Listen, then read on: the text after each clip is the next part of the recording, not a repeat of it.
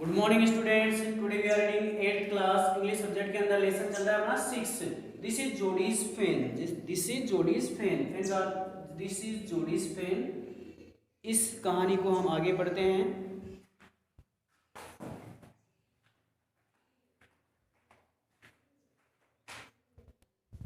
आगे देखो। Then a buzzard rose in front of him. फिर उसके सामने एक भनभनाहट की आवाज़ उठी। भनभनाहट की आवाज़। फिर उसके सामने एक भनभनाहट की आवाज़ उठी and flipped into the air, और हवा में उड़ गई। फिर उसके सामने एक भनभनाहट की आवाज़ उठी and flipped into the air, और हवा में उड़ गई। He came into the clearing under the oaks. वह एक ओक के पेड़ के नीचे क्लियरिंग में आ गया। Buzzards set in a circle around the carcass of the doe. यानी वह डोर के शवों के चारों ओर एक घेरे में बैठे हुए थे। They turn their heads on their long scrawny necks. उन्होंने अपनी लंबी गर्दन पर अपने सिरों को घुमाया। उन्होंने अपनी लंबी सी गर्दन पर अपने सिरों को घुमाया। And hissed at him. Hissed का अर्थ होता है हाथ फेरना। हाथ फेरना। उन्होंने अपनी लंबी सी गर्दन पर अपने सिरों को घुमाया। एंड हिस्ड एट हिम, और उस पर हाथ फेरा, और अपने सिरों पर उसने हाथ फेरा। He threw his bow at them and they flew into the adjacent tree. He threw his bow at them. वह उनकी तलाश में, फ़ोन की तलाश के अंदर जो उन्हें ढूंढ रहे थे। And they flu into an adjacent tree, और वे बगल के एक पेड़ पर चढ़ गए। The sand showed large cat prints. रेत ने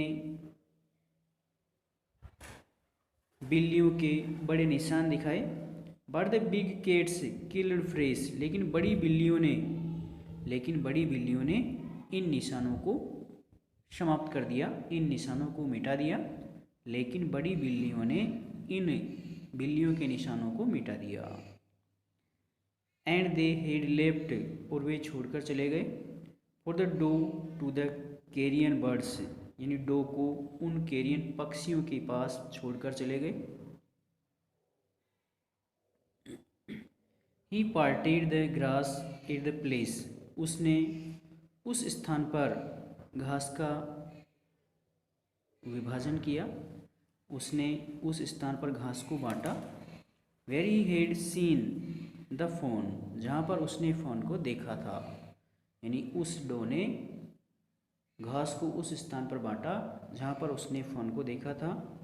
it did not seem impossible. यानी it did not seem possible. यह संभव नहीं लगता था।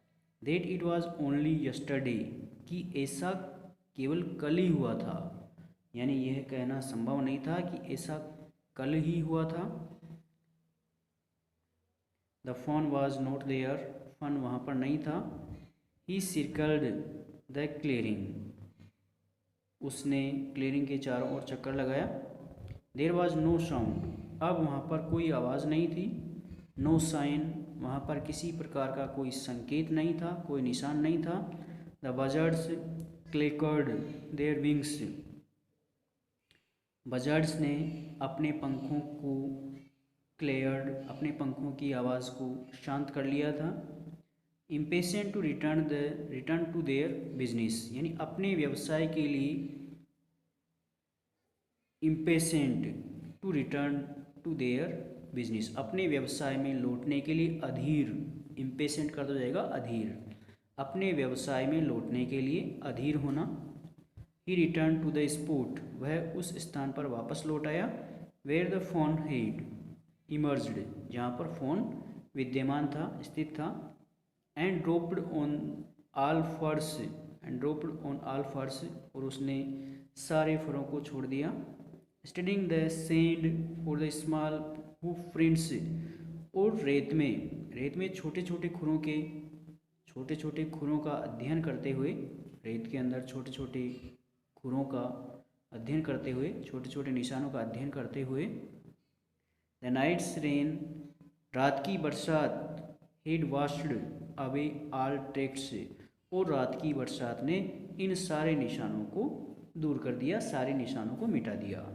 The night's rain had washed away all tracks, और रात की बरसात ने इन सभी निशानों को, सभी संकेतों को मिटा दिया है। एक्सेप्ट दोज, केवल उन बिल्लियों के निशानों को छोड़कर सभी निशानों को रात की बरसात ने मिटा दिया है। Except those of cat and buzzards, यानी बिल्ली और जो बजर्ड्स जो पक्षी थे, उन पक्षियों के निशानों को छोड़कर रात की बरसात ने सभी निशानों को मिटा दिया है, साफ कर दिया है।